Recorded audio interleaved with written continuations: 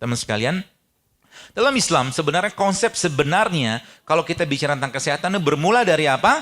Bermula dari ini.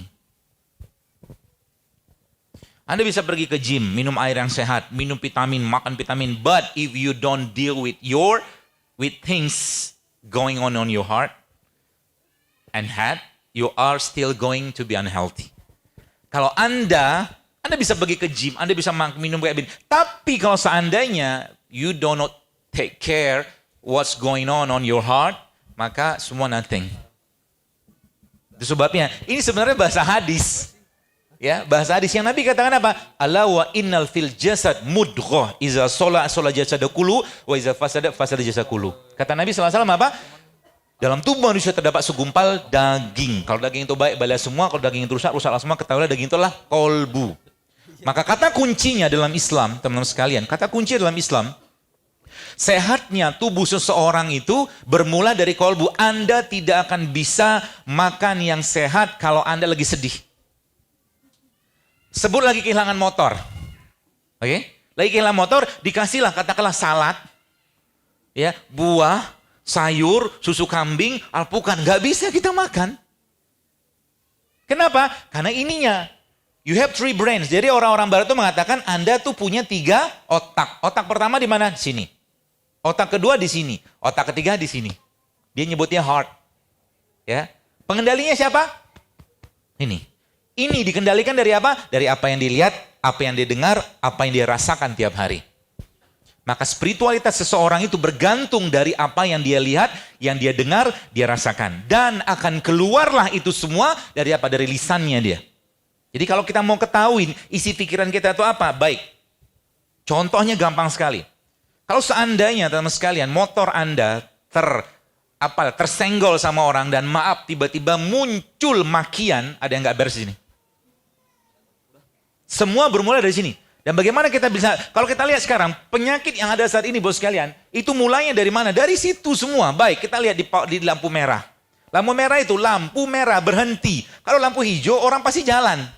Baru saja hijau, tintin. Penyakit nggak? Penyakit itu. Maka di luar negeri, coba lihat, adakah orang klakson-klaksonan? Tak ada.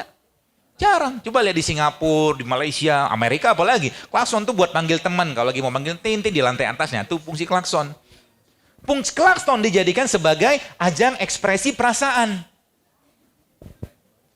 Sehingga di sini kita belajar, oh ternyata kolbu itu ada penyakit. Penyakit kolbu ada berapa? Secara umum ada 2. Yang pertama apa? Syubhat sama syahwat. Ya.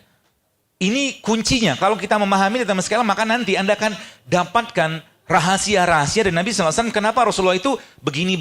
Kita akan belajar nanti. Ya. Jadi subhanallah, penyakit kolbu ada 2. Yang pertama syubhat, yang kedua syahwat. Apa hubungan sama orang kena kolesterol? Baik, saya tanya.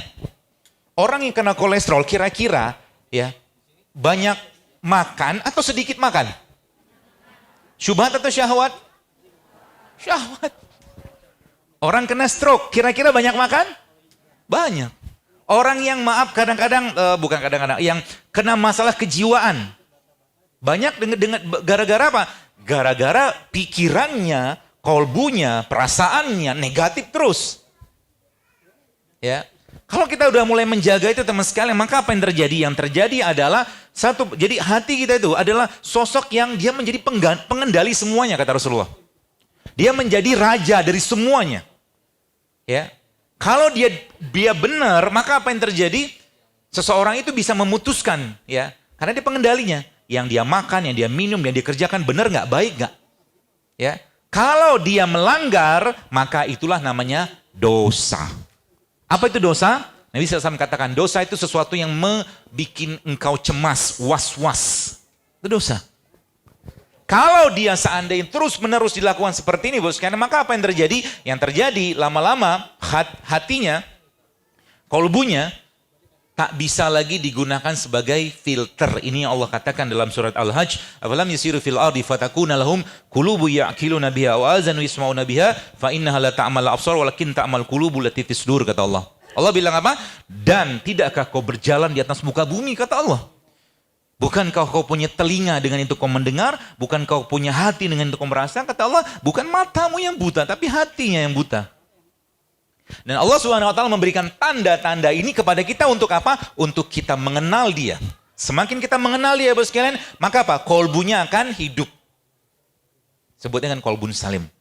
Dan tanda-tanda itu di mana? Banyak bertebaran di atas buminya Allah. Ya. Kalau kita benar-benar memahami ini Bapak sekalian, maka sebenarnya semua penyakit fisik dimulai dari masalah atau penyakit kolbu. Semua penyakit fisik akan bermula dari penyakit kolbu. Ya. Itu kata kuncinya dulu.